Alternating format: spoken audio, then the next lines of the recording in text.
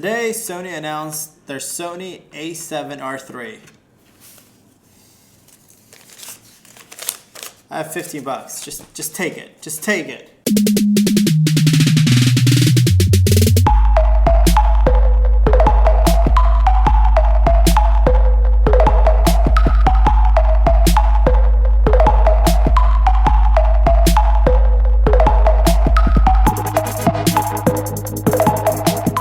Hey guys, welcome back to my channel. My name is Mabritos, and today we are up to 59 subscribers.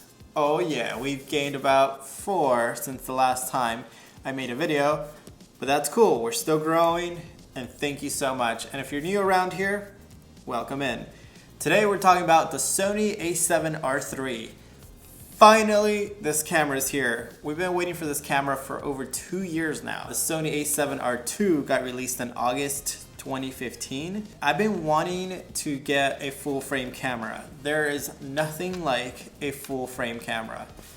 That full frame sensor, it's so nice. But right now what I'm shooting on is the Sony a6500 because I was gonna get the Sony a7R II because I love that full frame and those 42 megapixels and things like that. But it was already a little too old for my taste. So I got the a6500 instead. But now the Sony a7R III is here, and let's run down some features. Okay, so it keeps the same 42.4 megapixel sensor, but Sony is saying that it's like a better sensor. Like it's still full frame and it's still 42.4. but the pixels are better. I don't know how that works, but I guess it works. So in the ISO department, it has been bumped up a full stop from 25,600 to 32,000. But the low light king is still the a7S II at 102,400. That camera is so good in low light.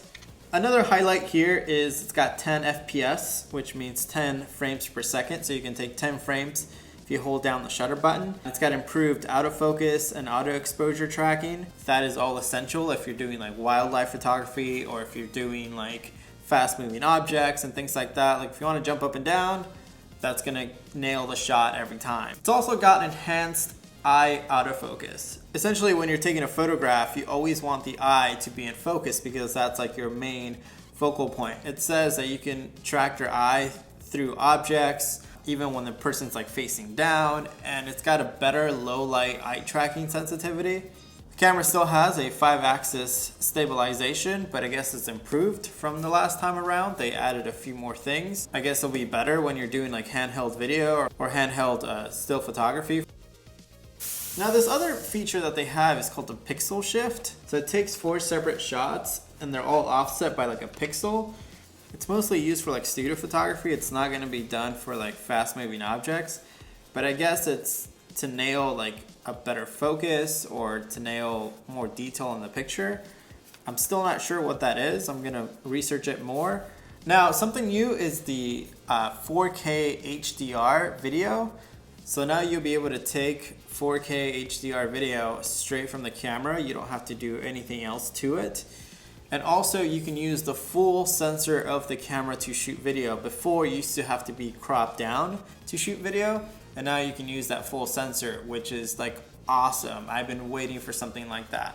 The viewfinder is almost the same, but now it's a quad VGA OLED viewfinder. I don't know how big of a difference that's gonna make, but it's new. One of my biggest complaints with all Sony cameras is that tilty display, which guess what? It is still on this camera. That display is unacceptable because now I have to buy like an external monitor. Like now I'm recording this and I can't see myself. So I don't know my framing. I don't know anything. I'm just like shooting into the dark. With my Canon T3i, which is like a $300 camera, I was able to tilt the screen out, have a monitor. It's all compact, ready to go. Now if I want to monitor my video, I have to still have an external monitor, which is extremely annoying. So Sony, come on man, come on. Why are you so married to that tilty display? It is awful, and the screen quality is awful. You take it out to the sun, you can't see anything. I always have to like look through the viewfinder to check my focus, to check my footage. come on guys, it is 2017. Let's step that up. Now the a7R II comes with dual card slots. Finally, dual card slots. One of the qualms from like professional photographers was that the Sony a7R II did not have dual card slots. Like, if you're working in a professional environment, that is a must because you never want to leave anything up to chance. Like, you never want to miss the shot. You never want to like leave all your fate into one SD card that can like fail at any time. And also this one of the slots is UHS 2 compatible. Faster card. The battery life has improved. I guess it's doubled what it used to be. And also you can get like an optional grip to put 2 of those batteries in. More battery life for Sony. That is a plus. And one of the last things that I noticed was the USB Type-C. This is great because everything is USB Type-C now. So now you can charge your camera straight through, and also it's gonna have a faster image transferring rate. So when you're using a laptop to tether it, when you're doing like almost like a studio environment that you're shooting and you want to see your picture, that's gonna be a faster transfer. I am all for that because I love tethering when I shoot in studio. Awesome. So what do all these like fancy numbers and tech specs and all that stuff mean? Not that much, because I still believe that the best camera is still the one that you have. It's all about the cliche, storyline, how you shoot and things like that. But it is true, like some of my best work I've shot in my Canon T3i, which is, once again, it's like a $300 camera. So no excuses there. But these features are really nice to have. And if you're doing this professionally, or if you want to step up your game, this is a really solid camera to start off with. Obviously, it's not your starter camera, but if you want to go into the full frame game, I mean, it doesn't get better than this. I've been holding out for a full frame camera and I still don't know if this is going to be the one. I still want to see the Sony a7S III to come out, and I want to compare those two because they're 2 different functionalities. Now, I'm a hybrid shooter, which means that I shoot photographs and I shoot video.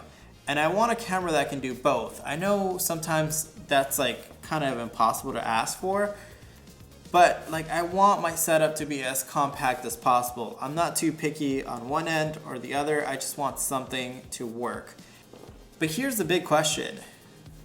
$3,100? I don't know, man. I don't know. Like, I wish Sony would have given me a little heads up, like, hey Matt, we're gonna make an announcement in October. You should start saving up your money for this.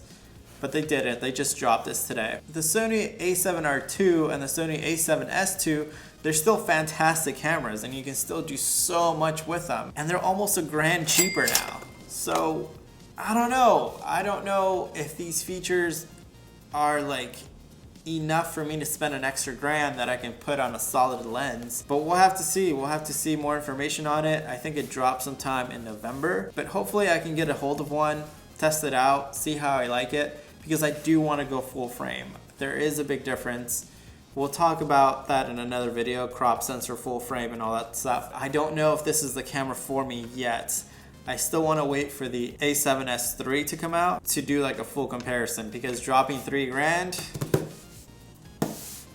I don't do that every day, you know, and I want to make sure my purchase is solid. So to conclude this video, I guess the biggest things for me would be the improved autofocus, the full stop with dynamic range, and the ability to use that full sensor for video.